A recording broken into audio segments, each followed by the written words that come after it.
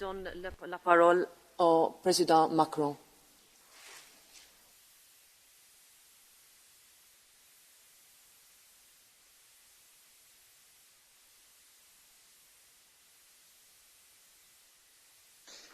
Merci beaucoup, Madame la Présidente.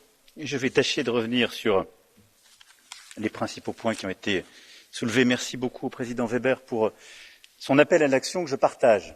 D'abord, je voudrais commencer par vous remercier pour l'engagement collectif dans la lutte contre le cancer. Vous l'avez rappelé, il y a la volonté de poursuivre et de renforcer cette stratégie. Je sais combien le Parlement européen y est attaché et combien d'ailleurs plusieurs initiatives ont été prises.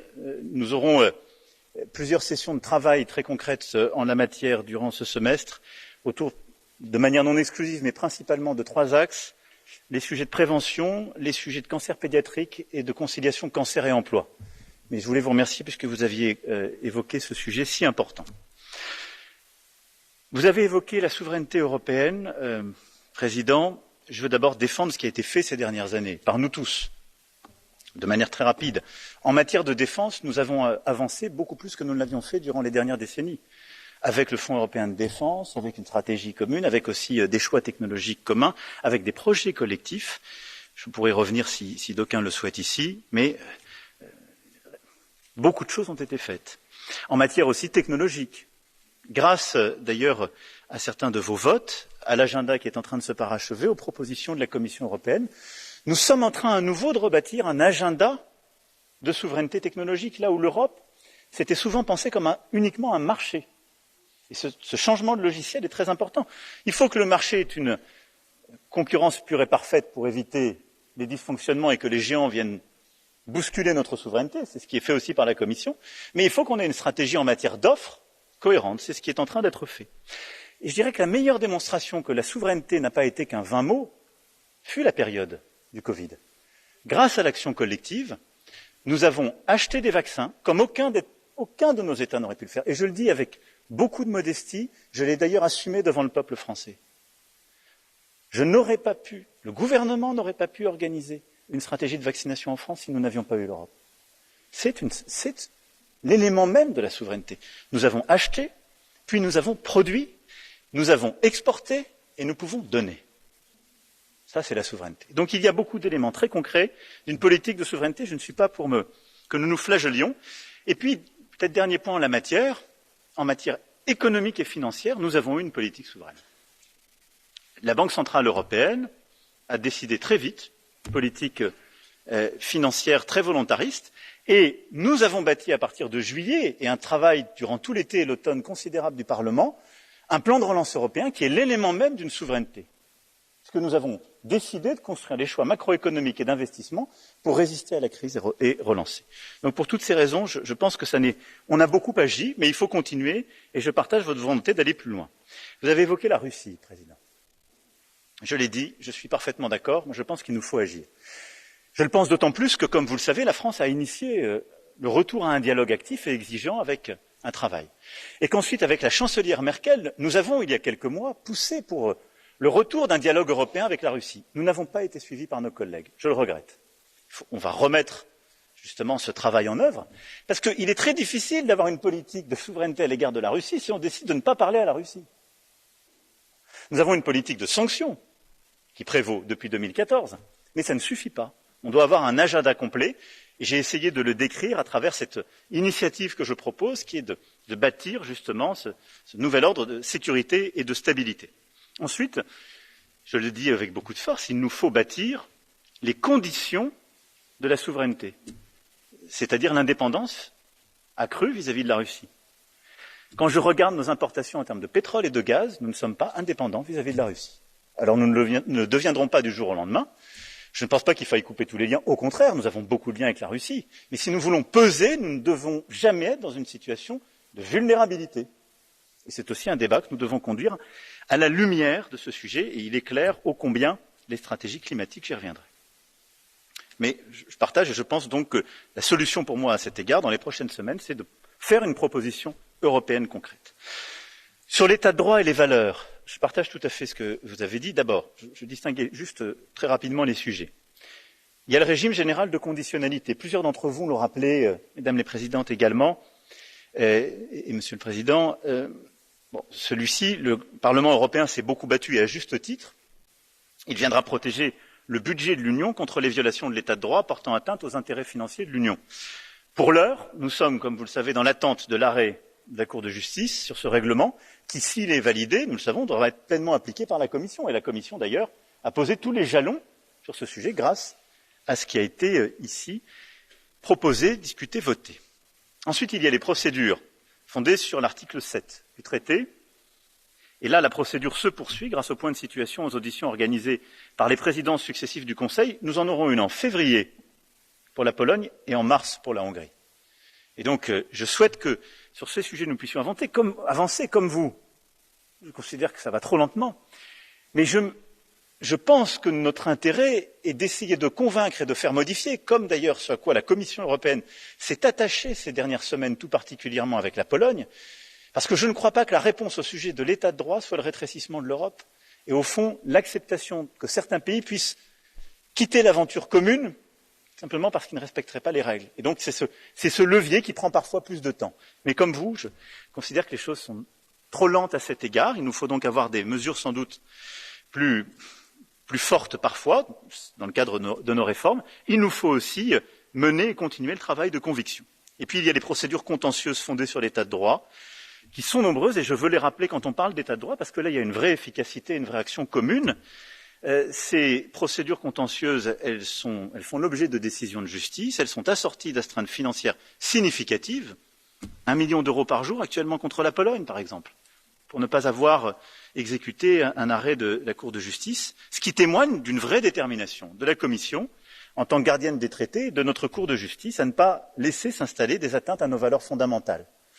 Donc voilà, il y a nos procédures, elles mettent parfois du temps à vivre, mais il y a déjà des décisions prises et il y a des conséquences.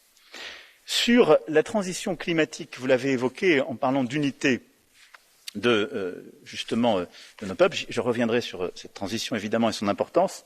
Je partage ce point, et ça rejoint d'ailleurs à cet égard une partie des propos du président Jadot qui ont été évoqués tout à l'heure. Il y a différentes mesures d'accompagnement qui sont mises sur la table aujourd'hui par les différentes institutions européennes, et je veux les rappeler parce que c'est bien dans cet esprit que nous travaillons.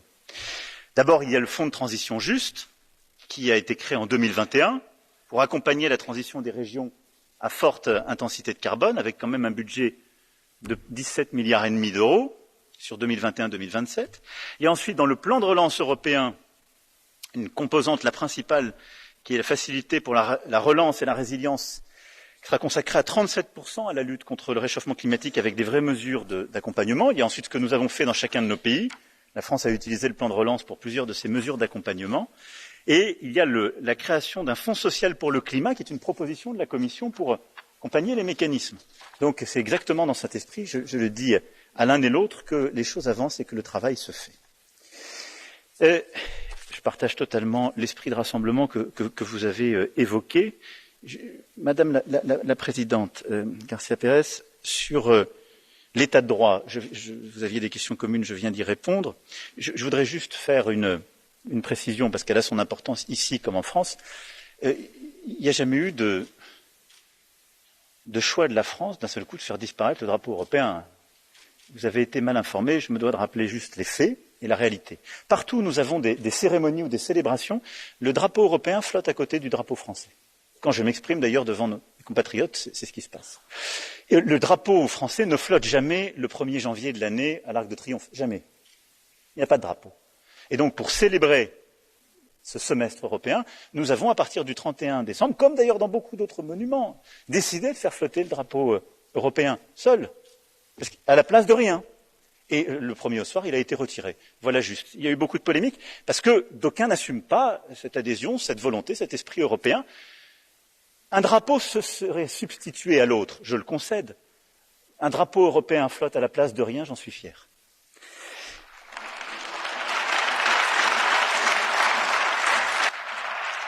Pour ce qui est de notre action sociale et de cet agenda dont vous avez rappelé l'importance, je veux vraiment vous remercier et vous dire tout mon attachement à l'agenda que nous aurons tous ensemble, qui est extrêmement important. Bon, la directive sur le salaire minimum est là, maintenant. Elle a fait le fruit d'un très gros travail et je veux vraiment remercier les États membres qui étaient souvent les plus progressistes et les plus ambitieux en termes sociaux, mais qui avaient une tradition de dialogue social qui les faisait craindre une régulation trop européenne de tous les efforts, et on a ensemble réussi à des clarifications. Et donc la directive sur le salaire minimum poursuit deux grands objectifs: étendre la protection offerte par les conventions collectives en matière de salaire minimum, et lorsqu'un salaire minimum existe déjà dans un État membre, établir des critères relatifs à la fixation du niveau de salaire. Bon.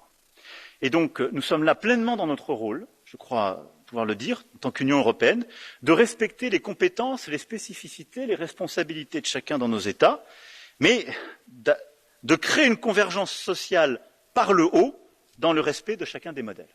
Et donc je pense que cette directive-là, qui va pouvoir avancer durant ce semestre, est une étape très importante qui s'inscrit dans l'esprit que vous avez évoqué. Sur les plateformes, vous l'avez évoqué, je crois que la députée vous l'avez aussi évoqué, là-dessus, j'ai toujours partagé la même philosophie. Je ne suis pas pour interdire l'innovation, et je suis pour la laisser faire, mais pour construire les droits qui vont avec ces pratiques nouvelles. C'est exactement ce que nous avons fait. Nous l'avons d'ailleurs fait en France, où des textes sont passés qui ont permis de construire ces régulations, et nous savons le besoin de protection des travailleurs partout en Europe. Et protéger les travailleurs de ces plateformes, ça n'est pas la même chose que vilipender et interdire ces plateformes. Parce qu'interdire ces plateformes, c'est juste détruire les emplois qui vont avec, et qui, me semble, ont une utilité sociale. Permettre de créer ces emplois et les encadrer, pour leur donner des droits, je pense que c'est plus pertinent. Et donc une proposition a été faite par la Commission européenne, et maintenant nous devons y travailler ensemble. Moi, je suis très favorable à ce que nous puissions consolider les droits sociaux pour tous les travailleurs et une convergence sociale vers le haut. C'est d'ailleurs ce à quoi nous nous sommes appliqués au niveau national, comme je le disais. La proposition de décembre de la Commission va maintenant prospérer. Nous allons lancer les discussions sur cette proposition et nous avancerons sur ce sujet avec ambition pour que, justement, nous ayons ce niveau de protection. Vous avez rappelé, et plusieurs, justement, l'ont fait après vous, Madame la Présidente, l'importance aussi de l'agenda égalité femmes-hommes. Vous l'avez fait également dans votre propos. Je vais ici redire combien, justement, ce semestre sera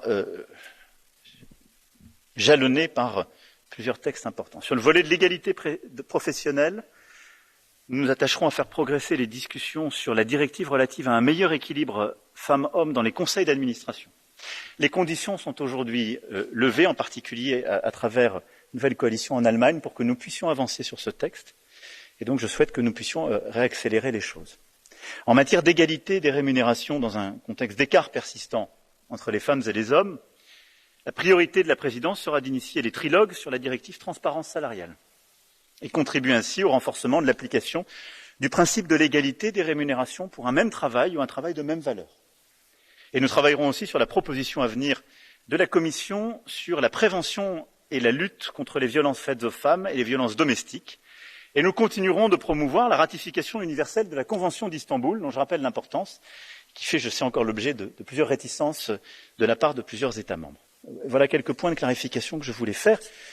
Ceci me permettant de dire, ça a été évoqué plusieurs fois, que, évidemment, nous faisons tous des discours, donc ce sont des mots, parce qu'on n'a jusqu'à présent rien trouvé de mieux pour faire des discours, enfin que je fais référence à chaque fois à des actes et à des textes qui sont en train d'arriver, et qui sont le fruit du travail commun, et tout ce que je viens d'évoquer pourra avancer durant le semestre. Monsieur le Président Séjourné, merci beaucoup pour vos deux propositions sur l'Europe de la jeunesse. Nous avons fait une proposition de service civique européen. Je pense que, alors que nous sommes à quelques jours de l'anniversaire d'Erasmus, je crois que les choix qui ont été faits collectivement, que vous avez votés, d'augmenter significativement le budget, d'étendre aussi le programme Erasmus aux jeunes apprentis et plus largement, et d'accélérer et de renforcer le financement, va nous permettre de changer complètement de dimension sur ce programme essentiel. Quant au pacte Simone Veil, j'y suis extrêmement favorable. Ce pacte, d'ailleurs, a des conséquences très concrètes, je le dis pour ici être très clair avec chacune et chacun, et donc nous le soutiendrons et essaierons de le faire prospérer au sein du Conseil et de faciliter aussi la signature de à la fois tous les États membres et toutes les institutions concernées. Monsieur le Président Jadot, alors vous avez évoqué plus... Oui, vous parliez, pardon, au titre du Président. Le Président vous a délégué sa parole, donc, pardon, je vous haussez à un rang, mais vous l'étiez de cœur. Vous vous êtes exprimé avec le cœur d'un président de groupe. Et donc, je salue cet engagement. Non, je voulais revenir sur quelques points. Sur la taxonomie, d'abord. c'est un sujet très important. Bon, le choix a été fait d'avoir une taxonomie sur les différentes sources d'énergie. Bon, d'abord, un point de méthode, puisque plusieurs d'entre vous y sont revenus. Moi, je suis surpris qu'on reproche à qui que ce soit, et d'ailleurs plusieurs l'ont fait, de signer des textes sur des sujets, qu'ils soient sociaux, qu'ils soient environnementaux, qu'ils soient énergétiques, avec des pays comme la Pologne et la Hongrie. Enfin, dans ces cas-là, faites arrêter l'Union européenne tout de suite ou excluez-les, c'est pas possible. Nous pouvons avoir un dialogue des désaccords et les assumer, mais enfin, il est tout à fait légitime, y compris dans le cadre de désaccords de principes que nous avons avec certains pays, de continuer à avancer sur le reste de l'agenda. C'est le fonctionnement même de notre Europe.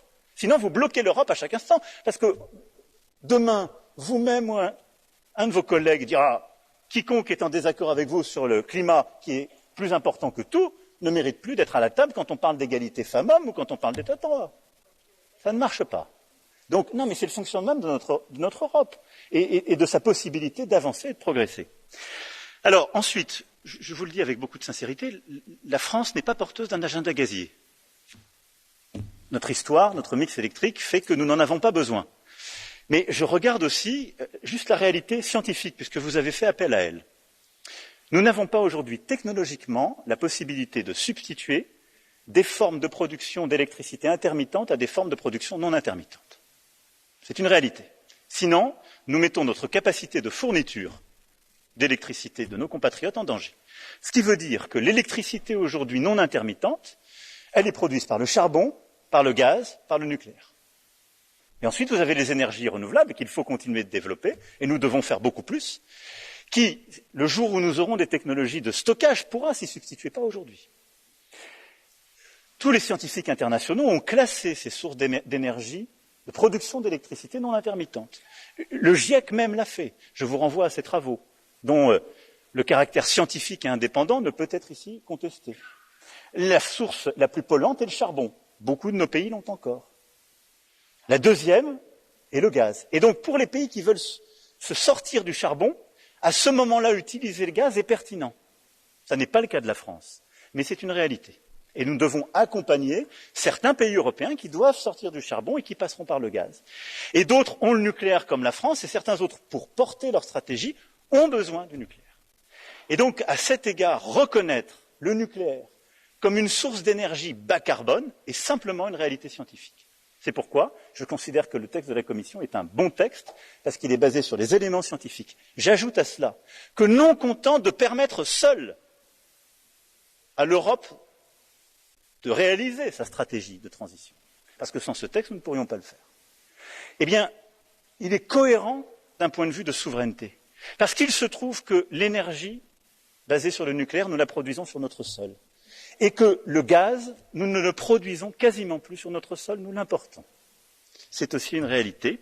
Et dans un contexte où nous allons continuer d'électrifier nos mobilités, où nous aurons à produire de l'hydrogène, nous aurons, et tout le montre, même en faisant des efforts de réduction de nos consommations traditionnelles, un besoin accru d'électricité, ce qui suppose d'avoir les formes non intermittentes les plus décarbonées possibles pour le produire.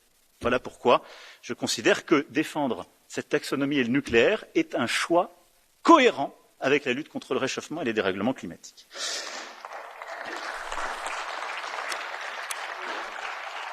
Je vous ai entendu après sur un peu une instruction à charge. Je ne reviendrai pas sur tout. Moi, il faut être très précis sur les sujets. La mobilisation générale, on est tous d'accord.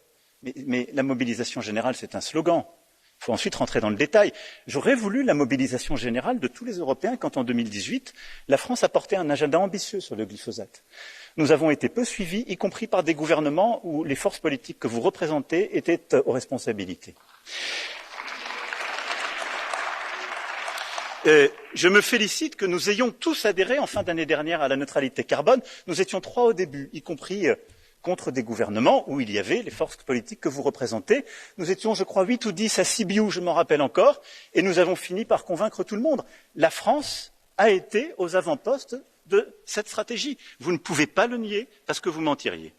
Et donc, qu'il s'agisse de porter le Green Deal, qu'il s'agisse de porter la neutralité carbone 2050, qu'il s'agisse de porter le combat sur le glyphosate, nous étions là, parfois seuls, parfois quelques-uns, et on nous reprochait d'être même trop isolés. Mais nous avons à chaque fois pu progresser, dans un esprit qui n'est pas celui, je dis pour vous et pour Madame la députée Aubry, qui n'est pas le sujet de compromission, mais l'esprit même de ce que vous faites ici, c'est-à-dire de trouver des compromis pour avoir des solutions utiles en européen, parce que nous ne sommes pas seuls, quand bien même nous sommes très ambitieux. Je veux ici aussi dire combien nous avons été les premiers, contrairement à ce que vous avez dit, à nous élever contre les accords commerciaux. Je veux vous rassurer, la France est le pays qui s'est le plus opposé à la signature de nouveaux accords, et en particulier qui a dénoncé le Mercosur, compte tenu justement du non-respect des accords de Paris par le Brésil. Et nous continuerons de porter cela en faisant deux choses. La première, c'est de considérer que l'Europe n'a pas à signer de textes avec des puissances qui ne respectent pas les accords de Paris, et nous avons été clairs à chaque fois. La deuxième, c'est en demandant des clauses miroirs à chaque fois. De la même manière, en nous battant pour la taxe carbone aux frontières, c'est un agenda de concret, c'est un agenda pratique. Et au fond, je partage l'ambition que vous avez défendue, mais je pense que nous avons tous à nous retrouver dans aujourd'hui des constructions très concrètes, des propositions qui soient réalistes, à mettre en œuvre. C'est ce que nous avons tâché de faire en France. Je ne vais pas ici vous répondre sur ce sujet, car ça n'en est pas le lieu. Mais de la rénovation des bâtiments thermiques au renouvellement des véhicules, aux centrales, à la fermeture des centrales thermiques, nous avons fait avancer les choses. Et je souhaite, comme vous, qu'on puisse le faire plus vite. Simplement, c'est un changement en acte et au concret que nous avons à faire. C'est la même chose au niveau européen et nous continuerons d'avancer. Sur les accords d'investissement avec la Chine, je vais vous répondre juste sur deux points parce que c'est un sujet important. Je dirais trois choses. D'abord, nous les avons signés avec la chancelière Merkel et les institutions en décembre 2020, avec des conditions très claires. En considérant que là aussi, d'abord, l'objectif était de protéger l'ensemble de nos secteurs industriels, les éléments de propriété intellectuelle, plutôt que de rester dans une forme d'anomie. Ensuite, nous avons posé des conditions claires, en particulier les directives de l'Organisation internationale du travail, lesquelles permettent justement à ce moment-là la fin des pratiques que vous évoquiez, de travail forcé, du massacre des Ouïghours, et un contrôle international. Et là-dessus, je dirais, la balle est dans le camp de la Chine. Et ces discussions maintenant sont en suspens, parce que nous attendons le retour de la Chine, de la même manière que nous mettrons comme condition aussi à la reprise du dialogue les levées des sanctions, en particulier des sanctions à l'égard de plusieurs parlementaires ici présents, qui ont pu s'exprimer et qui ont fait l'objet de sanctions de la Chine que nous ne saurions accepter pour réengager évidemment un tel dialogue. Vous avez ensuite évoqué le sujet, et merci de l'avoir fait dans des termes qui rappellent l'humanité qu'il y a derrière chacun de ces sujets quand on parle de migration. Ce sont des femmes et des hommes qui fuient la misère. Je veux ici simplement vous dire que d'abord je partage l'émotion que vous avez traduite et exprimée, et la gravité de la situation que nous vivons. Je veux aussi vous dire qu'à Calais, la France, depuis, et ce d'ailleurs avant même le début du mandat que les Françaises et les Français m'ont confié, a eu une politique de responsabilité et d'humanité. Parce que nous avons là des femmes et des hommes qui veulent rejoindre les rives britanniques. Ils ne veulent pas demander l'asile en France ou la protection. Nous avons construit des centres durables d'accueil, d'hébergement, dans lesquels on instruit les demandes justement d'asile et on accueille, on nourrit et on permet justement d'accéder aux demandes de celles et ceux qui sont prêts à le faire. Nous sommes confrontés à une situation où chaque semaine, plusieurs centaines de femmes et d'hommes qui ont traversé l'Europe et l'Asie mineure, parfois la Méditerranée et une partie de l'Afrique, ne veulent pas aller dans ces centres d'hébergement qui ont été créés. Alors, nous ne pouvons pas faire comme si cette situation pouvait rester durable, parce qu'il y a aussi les femmes et les hommes qui vivent sur le sol français, qui vivent à Calais, qui sont confrontés à des situations parfois terribles d'insécurité, d'insalubrité. Et donc nos forces de l'ordre font tout ce qu'elles peuvent dans un cadre qu'on a essayé à chaque fois d'améliorer, avec d'ailleurs à chaque fois le contrôle du juge, des sanctions qui ont pu être prises contre la France, mais je veux le dire aussi, un engagement sincère de toutes les forces, qu'il s'agisse des forces de sécurité intérieure, des forces sanitaires et de l'ensemble des associations. Nous ne pourrons pas régler ce sujet, au fond, si la manière de traiter le sujet migratoire du côté britannique ne change pas. Parce qu'aujourd'hui, nos voisins et amis britanniques, premièrement, restent dans une approche de la question migratoire qui est celle du début des années 80, qui consiste à avoir, au fond, une migration illégale économique acceptée. Et donc on peut tout à fait travailler sereinement sans aucun papier parce que c'était un modèle de développement économique. Il n'est plus compatible avec la réalité des flux migratoires que nous vivons. Et la deuxième chose, c'est qu'ils n'ont pas suffisamment organisé les voies et moyens légaux, stables, sécurisés de demander l'asile en Grande-Bretagne. C'est pour ça que nous sommes confrontés à cette situation. Et donc, c'est par un dialogue exigeant avec les Britanniques que nous pouvons vraiment traiter ce sujet qui est absolument terrible d'un point de vue humanitaire et qui ne mérite pas, sur lequel nous ne pouvons pas accepter qu'il soit l'otage de facilités. Monsieur Bardella, d'abord, je veux vous dire que je ne crois pas que les Françaises et les Français soient tristes. Je veux vous rassurer, si vous êtes triste, j'en suis désolé, je ne crois pas que ce soit le cas des Françaises et des Français. Ensuite, vous avez essentiellement fait tribune, comme d'autres interlocuteurs, et je n'ai pas ici répondu aux sujets plus nationaux. Vous avez fait, au fond, un texte assez franco-français de tous les reproches. Vous avez quand même, je dois le saluer, très méthodiquement dit n'importe quoi sur tous les textes européens que nous pouvions signer. Et je dois dire que l'esprit de méthode avec lequel vous l'avez fait mérite une forme de respect, parce qu'il manifeste une vraie cohérence de votre discours. Mais ce n'est pas en disant méthodiquement n'importe quoi, même si le n'importe quoi se tient, qu'on peut finir à la fin par dire des vérités. Et donc, si, comme vous l'avez dit, nous avions signé un texte qui dessaisissait les États de leur souveraineté en matière migratoire, nous ne serions pas encore en train de discuter autour de la table du Conseil, et à ce moment-là, rendant raison au président du groupe PPE, disant que nous sommes trop lents, nous ne serions pas encore en train de discuter un pacte migratoire. Il serait déjà réglé par ce formidable accord secret. Non. Donc, nous avons, sur ce sujet, toujours des compétences nationales. C'est d'ailleurs pour cela que nous avons décidé de profondément réengager un travail politique sur Schengen. La Commission a fait des propositions fortes pour permettre l'amélioration du fonctionnement au sein des frontières internes de Schengen. Nous allons permettre et donner plus de force politique à cette instance en souhaitant renforcer nos frontières extérieures, en améliorant les coopérations et surtout en ayant une politique coordonnée et commune du retour au pays d'origine. Et je pense que si on veut être efficace, je suis pas en train de dire que le sujet qui est sous-jacent à votre propos n'existe pas.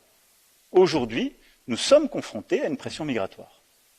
Cette pression migratoire, elle a plusieurs causes profondes, et d'ailleurs nous devons les traiter là aussi avec beaucoup d'ambition et de méthode, ce que nous faisons avec l'Afrique en fait partie, mais nous devons améliorer nos politiques de protection des frontières extérieures, nous devons lutter contre les inefficacités de notre fonctionnement commun qui conduit justement à des politiques absurdes parfois entre États membres, et nous devons améliorer l'efficacité du retour vers les pays d'origine, parce qu'elle est aujourd'hui totalement insuffisante. Je crois que c'est ça un agenda raisonnable en la matière. Sur les autres sujets, j'ai déjà répondu, je crois, en évoquant vos prédécesseurs. Monsieur Legutko, Monsieur le Président, je vous ai, je crois, répondu sur l'état de droit. Vous avez évoqué le premier, l'importance. Je crois que la plupart des autres sujets, je les ai traités, mais vous-même, comme la présidente Beghin, vous avez évoqué le sujet du pacte de croissance. Je voulais juste d'un mot dire qu'en Européens, nous avons, durant cette crise, eu une politique extrêmement efficace et pragmatique, apprenant d'ailleurs du passé. Nous avons suspendu les règles classiques pour pouvoir agir.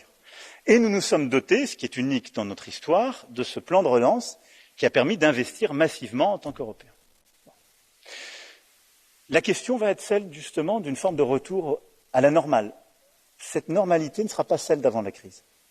Parce que je pense que nous devons aborder le sujet macroéconomique à la lumière de la construction de notre indépendance européenne, et nous devons également le faire à la lumière des investissements indispensables qui sont les nôtres. L'agenda climatique que nous avons évoqué, ce sont des investissements massifs, les uns nationaux, les autres européens. L'agenda technologique et numérique aussi, l'agenda social et d'accompagnement également, et l'agenda géopolitique suppose des investissements de défense importants. Et je ne suis pas exhaustif. Tout ça montre l'importance d'une nouvelle politique d'investissement. Et c'est le débat que nous devons avoir. J'ai proposé, de manière informelle, que nous ayons une discussion stratégique au mois de mars entre chefs d'État et de gouvernement sur ce sujet, mais il nous faut inventer une nouvelle grammaire qui garde les éléments de convergence budgétaire et de responsabilité, en particulier pour celles et ceux qui partagent monnaie commune. Et à côté de ça, nous devons tous assumer une politique d'ambition et d'investissement, sans quoi nous serions distancés par les puissances américaines ou chinoises qui sont en train de faire ces investissements sur beaucoup de sujets. Si on veut avoir une vraie stratégie spatiale, si on veut avoir une vraie stratégie en termes de semi-conducteurs, en termes d'intelligence artificielle, de quantique, et je ne suis pas exhaustif, nous devons avoir une telle politique d'investissement. Madame la députée, vous avez évoqué les accords de libre-échange, j'y ai répondu tout à l'heure. Après, vous avez dit quelque chose qui est très juste. Vous avez dit, je vous cite, « La présidence française de l'Union européenne ne doit pas être un marchepied électoral ». Et je pense que vous avez tout à fait raison.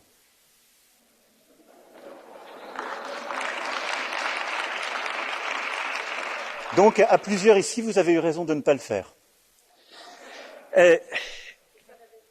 Et donc, le dernier sujet que vous avez évoqué est, quant à lui, je crois, beaucoup plus important en ce qu'il touche des vies, c'est le sujet des vaccins. Sur le sujet des vaccins, je veux d'abord défendre notre Europe, nous tous et la Commission. D'abord parce que nous sommes le seul espace au monde qui a acheté et très rapidement produit plus de 2 milliards de doses aujourd'hui et qui n'a jamais mis d'interdiction à l'export. Et donc nous avons produit près de 2,5 milliards de doses, nous avons exporté la moitié. Il n'y a aucun autre espace qui a fait ça. Les États-Unis d'Amérique, pendant des mois et des mois au pic de la crise, ont interdit les exportations, y compris de composants, y compris vis-à-vis d'États émergents en développement, qui du coup n'ont pas pu produire pour eux-mêmes ou d'autres. C'est une réalité. Et donc, nous devons aussi être lucides. On sait dire ensemble quand les choses n'avancent pas, quand l'Europe est un modèle fort, responsable et à la hauteur de ses valeurs, il faut le dire. Donc, nous avons toujours exporté 50%. Nous avons, dès le début, initié l'initiative de solidarité. C'est une initiative de l'Europe et de l'Afrique, qui est l'initiative dite ACT-A, qui a conduit justement à ce dialogue vaccinal et à cette politique de solidarité. Dès le mois d'avril 2020, j'étais moi-même d'ailleurs dans une réunion du bureau de l'Union africaine à l'époque, et nous avons ensuite convaincu les membres du G20 et su avancer. Sur ce sujet, la priorité, à court terme, a été le don de doses. Là-dessus, nous tiendrons nos engagements. Je les évoquais tout à l'heure en juin. Nous avons déjà livré 120 millions de doses à date, là où la Chine, par exemple, en a livré 16 millions. Il faut aussi rappeler ces vérités, parce qu'il y a une concurrence géopolitique, il ne faut pas se laisser, en quelque sorte, mettre en situation de minorité. Et nous avons cet objectif de 700 au mois de juin. Le deuxième élément, c'est qu'on a ensuite dit, nous devons avoir un agenda, et on l'a eu tout de suite, d'aide à la production des vaccins sur le continent africain.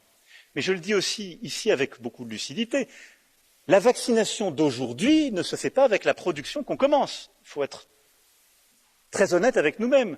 Commencer à produire des capacités sur le sol africain, c'est créer des capacités dans 18-24 mois. Ce n'est pas permettre des politiques de vaccination aujourd'hui.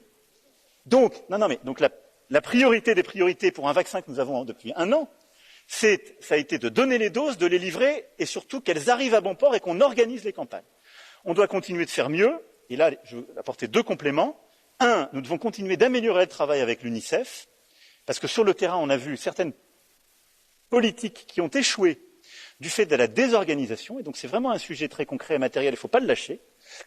La deuxième chose, c'est que nous ne devons pas pour autant oublier notre soutien au système de santé primaire. Quand des pays africains n'ont plus le financement pour avoir un système de santé primaire, il est très dur d'organiser des campagnes de vaccination. Et parfois, nous-mêmes, par nos choix des décennies passées, de baisse de l'aide publique au développement, de l'investissement solidaire bilatéral en matière de santé, on avait laissé des systèmes de santé se désagréger. Et donc, il ne faut pas que la politique de vaccination fasse oublier ce levier essentiel. Deuxième point, oui, il faut développer à marche forcée des capacités. Pourquoi? Je dis ici, il y a un chiffre simple. L'Afrique, c'est 20% des besoins de vaccins dans le monde, c'est 2% des vaccins produits. Et donc, à chaque fois qu'il y aura une crise pandémique, soit une nouvelle vague, soit d'autres crises qui viendront, il y aura à chaque fois une pression, parce que les égoïsmes nationaux ou régionaux reviendront. Et donc, nous devons avoir un agenda, en effet, de production de vaccins, sur le continent africain et dans tous les pays les plus pauvres et les pays émergents. C'est ce que nous avons là aussi lancé en européen, les premiers. J'étais moi-même au printemps dernier au Rwanda, en Afrique du Sud, sur ce sujet, on a lancé les premières plateformes. Et là, il y a un débat qui est né sur la propriété intellectuelle et justement le brevet libre. Sur ce sujet, je vais vous dire les choses avec, là aussi, beaucoup de transparence. La France, elle a été pour, elle s'est exprimée pour sur le sujet, mais c'est facile pour la France d'être pour parce que nous n'avons aujourd'hui pas de brevet, parce qu'il se trouve que les industriels français n'ont pas trouvé de vaccin. Pardon d'être aussi direct avec vous, mais donc, je ne vais pas être cynique en tant que président de la nation française. Je pourrais vous faire plaisir aujourd'hui, me draper dans ma dignité et mettre en porte-à-faux certains de nos voisins qui nous ont quand même aidés à nous vacciner et qui ont des industriels qui ont une propriété intellectuelle. Bon. Est-ce qu'il faut déchirer la propriété intellectuelle? Non. Pourquoi? Parce que c'est la juste rémunération d'une innovation. Parce que derrière, ce sont des femmes et des hommes qui cherchent. Il est normal que quand ils trouvent, justement, elles soient rémunérées. Ce que nous devons faire, c'est faire en sorte que jamais la propriété intellectuelle, et donc les brevets, ne soit un frein à la création de ces capacités. Jamais. Aujourd'hui, je vous le dis en toute sincérité, je vais vous dire ce que j'en pense et quelles propositions on va faire en européen, mais ça n'est pas un débat efficace. Parce que la réalité, c'est qu'il faut d'abord faire le transfert de technologie et créer ces capacités. Quand bien même ce débat se poserait en France, nous n'avons pas aujourd'hui des capacités de production et de fabrique de substances en France d'ARN messager, et nous ne sommes pas bloqués par un problème de propriété intellectuelle. Notre seul sujet, c'est d'aller plus vite sur le transfert de technologie. C'est vrai aussi du continent africain. Donc, soyons justes, là aussi, ces débats sont importants et méritent, parce que ce sont des débats politiques au sens noble du terme, mais il ne faut pas que nous nous égarions en termes très pratiques, parce que nous devons avancer pour aider l'Afrique. Et donc la priorité, c'est de financer des structures qui produisent des vaccins, c'est de créer des partenariats et c'est de permettre ce transfert de technologie. Et c'est là où les Européens, avec l'Organisation mondiale de la santé et en mettant la pression sur l'ensemble des grandes industries pharmaceutiques, doivent être plus pressantes pour accélérer ces transferts technologiques. Qu'est-ce que ça veut dire? Que celles et ceux qui ont le savoir délèguent des équipes pour qu'on aide à produire ces capacités en Afrique. Donc là-dessus, l'Europe est le continent de loin le plus avancé. La Commission européenne, à plusieurs reprises, s'est rendue sur le sol africain pour développer ses capacités, du Sénégal au Rwanda, au Kenya, l'Afrique du Sud, etc. On va poursuivre. La proposition que j'espère nous arriverons à faire en européen et qui, si nous arrivons à progresser dans les prochaines semaines, aurait beaucoup de sens à faire en européen et en africain, dans le cadre du sommet entre l'Union africaine et l'Union européenne, c'est la licence globale. C'est de permettre de manière très concrète, et c'est ce que propose la directrice générale de l'OMC avec le directeur général de l'Organisation mondiale de la santé.